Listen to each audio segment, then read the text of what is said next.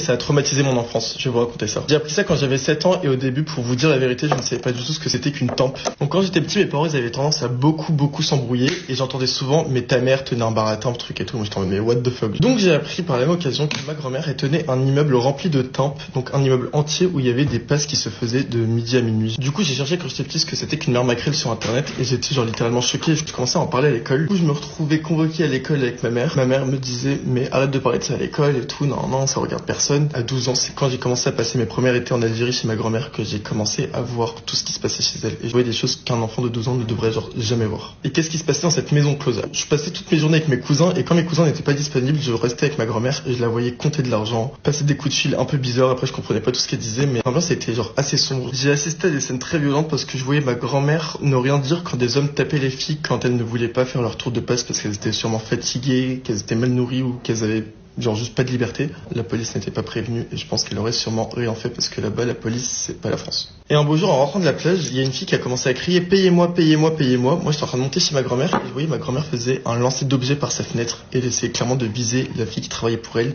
qui ne s'était pas fait payer depuis un certain temps. Sachant qu'à cette époque j'avais 14 ans et qu'elle avait presque mon âge, et j'essayais vraiment de l'aider parce que je voyais cette fille comme une amie et pas comme une fille qui travaillait pour ma grand-mère, c'était genre hyper malsain. Du coup je me suis fait frapper avec elle en bas de l'immeuble. À 16 ans, quand j'avais à peu près l'âge de décider de ce que j'allais faire de mes vacances, j'ai décidé de ne plus jamais retourner en Algérie chez ma grand-mère. J'ai dit à mes parents tout ce que j'avais vu. Et en apprenant son décès, je ne suis pas allé à son enterrement, bien sûr. Ni moi, ni mes frères et sœurs, ni ma mère. Mon père est allé.